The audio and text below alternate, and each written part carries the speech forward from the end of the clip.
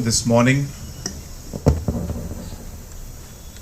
as I had awakened quite early, I received a call and a message from our Chief Secretary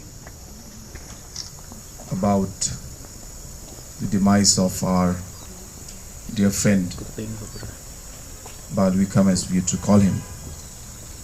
And I didn't have any words in the morning when I heard the sad news. It was a very, very sudden news that we got, and a very shocking news. And for a few moments I could not even digest, in fact, this news that had come to us so suddenly. I, as the Chief Minister of the state, and also as the Minister in charge of Forest, I had the opportunity to work with late Lt.N.Luikham in different capacities, and very often, I must tell you this, very often the Chief Secretary and I used to have a lot of discussion about the Forest Department, and his name is one name that used to always shine as a person who was very, very efficient and very committed to what he used to do. And I must say it, sounds very difficult at this point to say this, and I'm sure Chief Secretary will recollect those moments when we were literally working and planning on giving him many, many more responsibilities. And it was a shocking moment, as I said, in the morning when we heard the news. And I really don't have any words to say right now. This is a very heavy moment for all of us, and I'm sure it is even a much more difficult moment for the family. And I don't think there's anything that I can say or anybody can say today that would bring any kind of consolation to their hearts and be able to really go through this very, very difficult moment. So, Madam, I really don't know. I'm wordless. I mean, I don't have any words to say anything to you right now. But all I can say on behalf of our government and also on behalf of the entire Forest Department, that we have really lost somebody very, very important to us. I'm sure that the loss to you is even more, and something that I don't think anybody, any words or any deeds can replace. But even for us as a government, and even as an official, the contributions he made is something that will be something that we will really miss in one sense.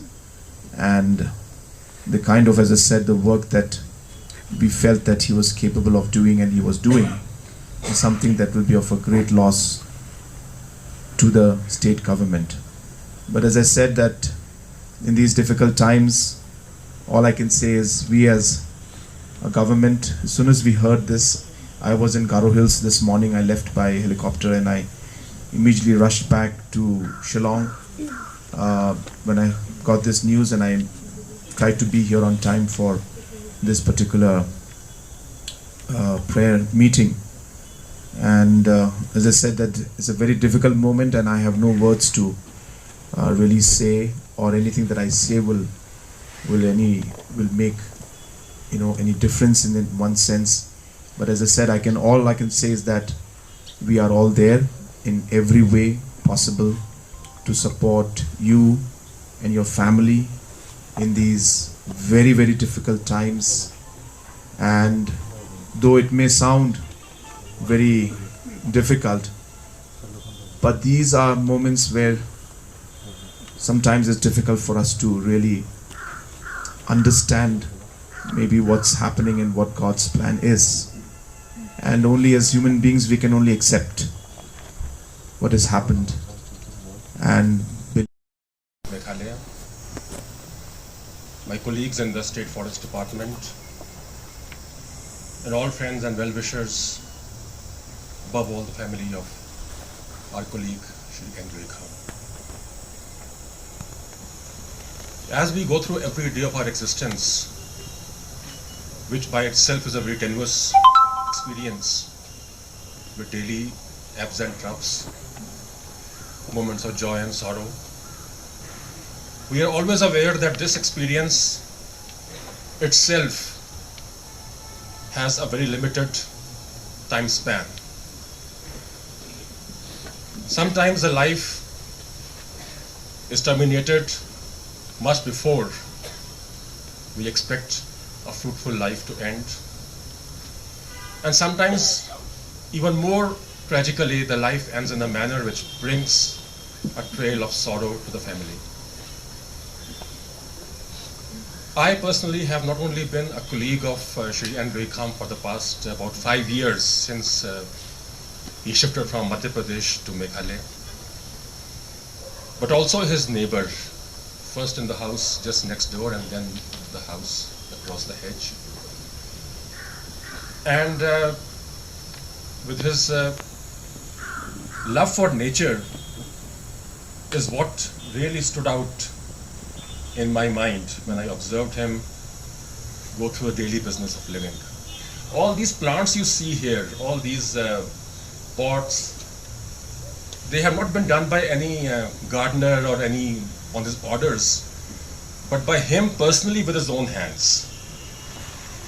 And he used to work on the holidays, in the evenings, with such singular involvement, with such a love for life, such a celebration for daily existence, that it was a privilege just to be next door to him.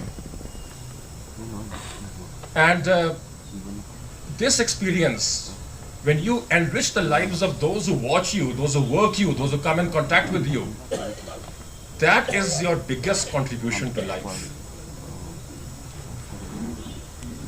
We have had some very precious moments as families, and today I would like to offer my deepest condolences to his wife and to his daughter, Uro, on whom he doted every day of his life, and pray to God for courage to the family to face the unbearable misfortune. And I'm grateful to all of you. I'm grateful to the Honorable Chief Minister for being here with us, sharing the grief and the shock of the family and the community, and giving us all the strength to bear it. And I pray to God that in years to come, his rich legacy to a department is preserved, and also his love and affection for his family leads to everlasting courage and strength for them to bear this. Thank you very much.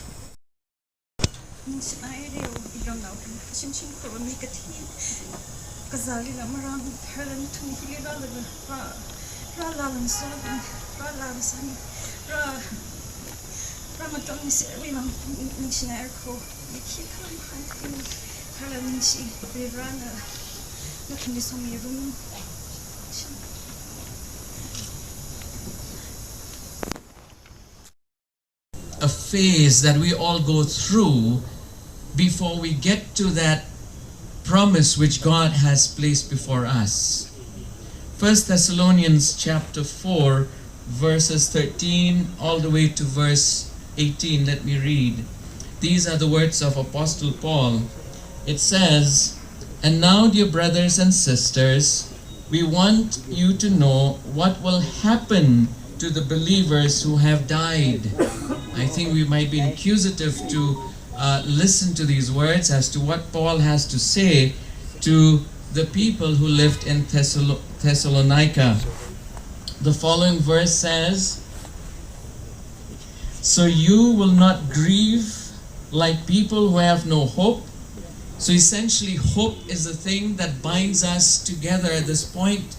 And for Mrs. Luikham, I would like to say that God wants you to know that there is hope beyond death. And that hope is being elucidated further in the following verses. Verses 14 says, "For since we believe that Jesus died and was raised to life again, we also believe that when Jesus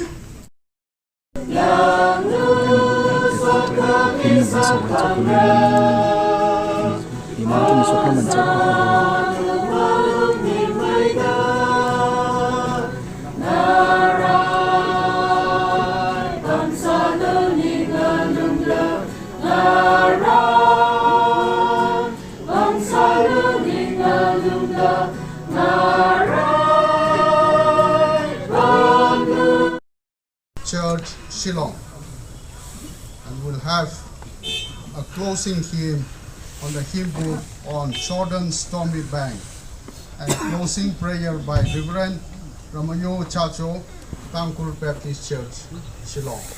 This is a short program for this evening condolence service. Once again, on behalf of the Tangkul community here in Shillong, the heavy heart, full of sorrow, and something which you and me cannot take into it and believe that he is no more with us. We are not satisfied, but God has his own plan. On behalf of the Tangkul Naga Society here in Shillong and the family on behalf, mga mandirang Manipuri ni mandirang nagarang donga kena kan banga menang nang acid napang jawa kopin dona ko misuk na kaba napang nang chat lau ni sa kata ni man mandirang sam misuk katan jok ni foto ko misuk kai gano bini foto ko nang acid napang jawa na bang keja bloksan tharia tenga simang cak-cakijan yang hobo batita dukni koborong dukni kapthau nga bini family ni mandirang mo chi chatung gen chumban chengra chikte rang ko atteri anga hode batitan dukni uni jangi thanga o batitan skmi jangi thanga ni chikte rang namo saksa kam demi chikta nang oba bhagavani sia aro bhagava ko ba bhagava namin Tina kasa kapok macam Lapre datla dukni wa Batita Bisa saksa ni bhagabok ni nuktang kur kapok ni mara batita dukni wa mo Saksa nuktang ni mandi kemajukon Agar sakandala ketang nuktang ni sekotong Sonare mau jawa ba Tal gabo officer mo IFS Indian Forest Service mo Batita datla dukni wa Niata bunak simang